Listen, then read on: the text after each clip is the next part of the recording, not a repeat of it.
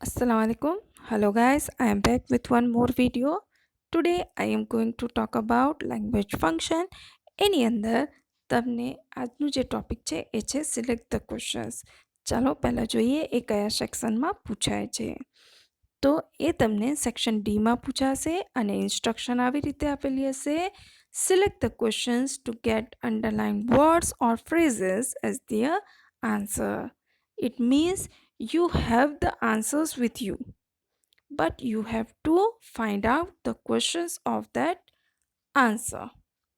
અને એ તમને question number 52 to 54 પર પૂછાશે અને ટોટલ માર્ક્સ હશે 3.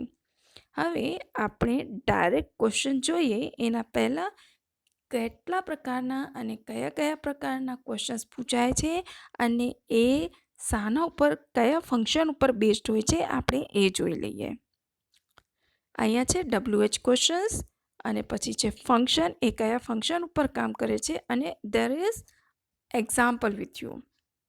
ફર્સ્ટ છે વોટ. હવે વોટનો ઉપયોગ ક્યારે થાય છે? તો asking for information about something, એટલે કે જ્યારે તમે કોઈ વસ્તુ કે કોઈ વ્યક્તિ એના વિશે ઇન્ફોર્મેશન માહિતી મેળવો છો, માંગો છો, ત્યારે તમે વોટનો ઉપયોગ કરો છો. જેમ કે વોટ ઇઝ યોર નેમ. પછી છે વેન. વેન એટલે ક્યારે.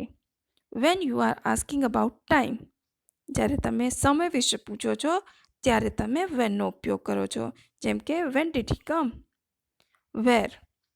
હવે વેરનો ઉપયોગ ક્યારે થાય છે? તો when you are asking about place then you will use where. જેમ કે where do they live. Which. Which એટલે કયું, કયો, આ રીતે. તો એ જે છે એ શાના માટે ઉપયોગમાં આવે છે? તો આસ્કિંગ અબાઉટ ચોઇસ. અને નોર્મલી વિચ એ શાના માટે વપરાય છે? તો નિર્જીવ વસ્તુઓ માટે. એ ધ્યાન રાખવાનું. જેમ કે which colour do you want. પછી છે હુ. હુ અને હુમ બંને સેમ થિંગ છે, પણ આ ચેન્જ ક્યારે થઈ જાય છે? હુ એટલે કોણ અને હુમ એટલે કોને. તો who, when we are asking about a person but the person is as the subject, એટલે જ્યારે પર્સન એઝ અ સબ્જેક્ટ વપરાયો હોય ત્યારે હુનો ઉપયોગ થાય છે. અને જ્યારે when we are asking about person as a object, એટલે કે પર્સન વિશે વાત કરીએ પણ એ જ્યારે એઝ અ ઓબ્જેક્ટ વપરાયું હોય ત્યારે આપણે હુમનો ઉપયોગ કરીએ છીએ. તો હુ માટે જો એક્ઝામ્પલ જોઈએ તો હુ ઓપન ધ ડોર. દરવાજો કોણે ઓપન કર્યો? તો તમે કોઈ બી નામ લખી શકો છો. તે એઝ અ સબ્જેક્ટ કર્તા તરીકે વપરાશે. હવે હુમ તો ઓબ્જેક્ટ તરીકે છે. Whom did you C. હવે યુ એઝ અ સબ્જેક્ટ વપરાયું જ છે, તો તે કોને જોયું? તો કોઈનું બી નામ લખી શકો. એટલે અહીંયા જે નામ આવશે એ ઓબ્જેક્ટ થઈ જશે, એટલે આપણે શું લખીશું? હુમ. અને એ હવે અહીંયા યાદ શું રાખવાનું છે કે હુ અને હુમ એ સજીવ માટે વપરાય છે. હુઝ. હુઝ એટલે ઓનરશિપ, એટલે જ્યારે આપણે માલિકી વિશે વાત કરતા હોઈએ ત્યારે આપણે હુઝનો ઉપયોગ કરીએ છીએ. એટલે whose bag is this. Why. તો વાયનો ઉપયોગ આપણને ખબર છે.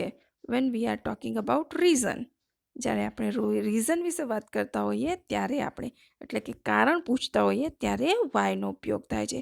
Why don't you help poor people. Okay. એવી જ રીતે હવે આ WH ક્વેશ્ચન હતા એની સાથે how. How asking about condition or quality, એટલે કેવી રીતે. હાઉ એટલે કેવી રીતે. How are you. હવે નેક્સ્ટ છે હાઉ ફાર. હાઉ ફાર એટલે કેટલે દૂર. એ શું દર્શાવે છે? તો when we are talking about distance, દૂરી. તો જ્યારે દૂરી વિશે વાત કરતા હોઈએ તો આપણે હાઉ ફારનો ઉપયોગ કરીએ છીએ. જેમ કે how far is Delhi from Surat. How long, length, લંબાઈ દર્શાવે છે. પણ ટાઈમ ઓર સ્પેસ, સમય અને સ્પેસ વિશે. જેમ કે how long will you stay in Rajasthan. તું રાજસ્થાનમાં કેટલા સમય રોકાશે? પછી હાઉ મેની, ક્વોન્ટિટી હોય છે પણ કેવી? કાઉન્ટેબલ, એટલે ગણી શકાય, સંખ્યા. તો એના માટે હાઉ મેનીનો ઉપયોગ થાય છે. જેમ કે how many students are in the classroom. પછી છે હાઉ મચ, એ બી ક્વોન્ટિટી દર્શાવે પર અનકાઉન્ટેબલ, એટલે ગણી ના શકાય. ઇટ મીન્સ જથ્થો. જેમ કે વોટર, મિલ્ક, વીટ, બધા. How much money do you have, એટલે મની બી એ શું છે? અનકાઉન્ટેબલ નાઉન છે, કેમ કે લાખોની સંખ્યા બી હોઈ શકે. તો એના માટે બી આપણે હાઉ મચનો ઉપયોગ કરીએ છીએ. પછી છે હાઉ ઓલ્ડ, આ શું દર્શાવે છે? એજ. તો how old are you? Okay. હવે જો તમે આ ક્વેશ્ચન્સ બરાબર સમજી ગયા હશો તો તમને આ 3 માર્ક્સનું જે ક્વેશ્ચન તમને એક્ઝામમાં પૂછાય છે સેક્શન ટીમાં, એને કરવામાં કોઈ પ્રોબ્લેમ આવશે નહીં. Let's try to find out the questions. Question number 1. Ritesh went to the library to borrow a novel by Harkishan Mehta. હવે અંડરલાઇન છે to borrow a novel by Harkishan Mehta. હવે Ritesh went to the library, Ritesh જાય છે. ક્યાં જાય છે? Library. હવે library ઉપર અંડરલાઇન છે? નથી, એટલે જગ્યા વિશે નથી. હવે રીતેશ લાઇબ્રેરી જાય છે. શું કરવા જાય છે? To borrow a novel by Harkishan Mehta, એટલે હરકિશન મહેતા દ્વારા લખવામાં આવેલી નોવેલને બોરો કરવા. એટલે અહીંયા શું પૂછે છે? અહીંયા તો રીઝન. અહીંયા શું પૂછે છે? રીઝન, કારણ બતાવેલું છે અંડરલાઇન પર. તો હવે રીતેશ લાઇબ્રેરી ગયો તો શાના માટે ગયો? તો આપણને રીઝન આપવાનું છે. તો રીઝન અહીંયા અંડરલાઇનમાં છે, એટલે કે ક્વેશ્ચન રીઝન પરથી આવશે. અને રીઝન દર્શાવવું હોય તો ક્વેશ્ચન શાનાથી બને? Yes, why. પણ અહીંયા વાય 2 વખત છે. Why did Ritesh go to the library and why does Ritesh go to the library. હવે અહીંયા તમારે ખાસ ધ્યાન રાખવાનું છે કે જ્યારે તમને આપેલો સેન્ટન્સ પ્રેઝન્ટમાં હોય તો ડઝ વપરાશે અને પાસ્ટમાં હોય તો ડીડ. અહીંયા તમને આપેલો સેન્ટન્સ કેવો છે? પાસ્ટમાં. ગો નથી, પણ અહીંયા શું છે? વેન્ટ. હવે વેન્ટ છે એટલે જ્યારે તમે આને પ્રશ્ન બનાવશો, ક્વેશ્ચન બનાવશો તો શું થઈ જશે? Why did Ritesh go to the library. એટલે તમારો આન્સર તમને મળી જશે. સેકન્ડ જોઈએ. Maulik read 6 reads from black book. હવે મોલિક રેડ છે, અહીંયા રીડ નહીં પણ રેડ છે. કેમ કે જો મોલિક પ્રેઝન્ટમાં હોય તો અહીંયા એસકેઈએસ આવશે, પણ અહીંયા એસકેઈએસ નથી એટલે રેડ, એટલે પાસ્ટ ટેન્સ છે. અંડરલાઇન શાના ઉપર છે? 6, એટલે કે સંખ્યા છે. હવે જ્યારે આપણને સંખ્યા વિશે પૂછેલું હોય તો ક્વેશ્ચન શાનાથી બને? યસ, તો ક્વેશ્ચન શાનાથી બને? હાઉ મેનીથી. તો હવે અહીંયા હાઉ મેની પાછું 2 વખત છે. How many reads did Maulik read from black book અને how many reads did Maulik reading.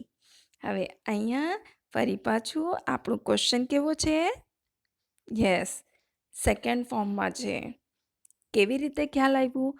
તો મોલિક એક વચન છે અને જો પ્રેઝન્ટ હશે તો એની સાથે એસકેએસ આવશે. એટલે અહીંયા મોલિક રીડ નથી પણ રેડ થઈ જશે. તો હવે અહીંયા આન્સર કયું આવી જશે? How many reads did Maulik read from black book? Kishan gave a nice gift to Rushil on his birthday.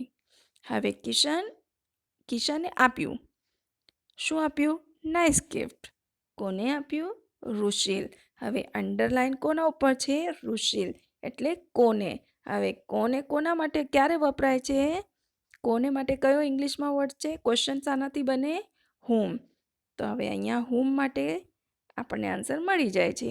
Whom did Kishan give a nice gift on his birthday. જ્યારે હવે બંને વ્યક્તિ છે, કિશન બી અને રુશિલ બી, પણ કિશન સબ્જેક્ટ છે અને ઋષિલ એ ઓબ્જેક્ટ છે. અને જ્યારે આપણે ઓબ્જેક્ટ વિશે વાત કરીશું તો ક્વેશ્ચન બનશે whomથી. અને અહીંયા ડીડ આવશે કેમ કે ગેવ સેકન્ડ ફોર્મ છે. એટલે whom did Kishan give a nice gift on his birthday. Next જોઈએ. We can help poor people by giving them work. આપણે ગરીબ લોકોની મદદ કરી શકીએ છીએ. કેવી રીતે? બાય ગિવિંગ ધેમ વર્ક એટલે કેવી રીતે. હવે કેવી રીતે એના માટે કયો ક્વેશ્ચન થાય છે? હાઉ. તો ચાલો જોઈએ. તો અહીંયા છે how can we help poor people. આપણી પાસે આવી જાય છે. નેક્સ્ટ જોઈએ. Arya rush to the school hurriedly. હવે Arya rush to the school hurriedly. Arya school તરફ કેવી રીતે જાય છે? હરીડલી, જલ્દી જલ્દી. તો હવે આમાં બી કેવી રીતે છે એટલે ક્વેશ્ચન શાનાથી બનશે? હાઉ. પણ હવે ફરી પાછું અહીંયા હાઉ 2 વખત છે. હાઉ ડઝ અને હાઉ ડીડ. તો કયો આવશે? તો ફરી પાછું ટેન્સ જોવાનું. તો અહીંયા રસ્ટ ક્રિયાપદનો સેકન્ડ ફોર્મ છે એટલે ક્વેશ્ચન ડીડથી બનશે. એટલે આન્સર આવી જશે how did Arya rush to the school. Next જોઈએ. Mohan, Paresh and Kanisha have got many prizes. Okay. હવે અંડરલાઇન વ્યક્તિના નામ પર છે. હવે વ્યક્તિ વિશે ઇન્ફોર્મેશન મેળવવી હોય અને વ્યક્તિઓ જે છે એ સબ્જેક્ટ ઉપર છે. તો ક્વેશ્ચન શાનાથી બને છે? આપણને ખબર છે હુ.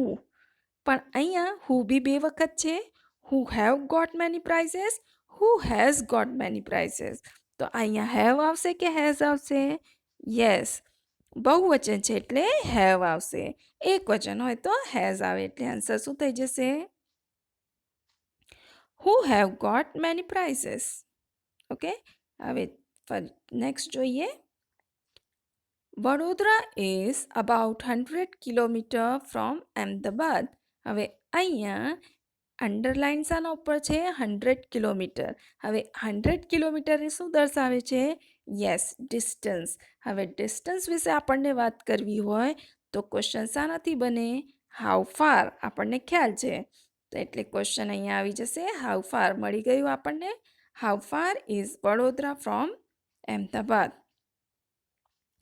Okay, I hope you will understand these questions and these instructions. હવે જો તમે આવી રીતે સમજીને આ ક્વેશ્ચન્સ લખશો તો you will have 3 marks in your account very easily. So try to understand all the questions and then try to give the answers.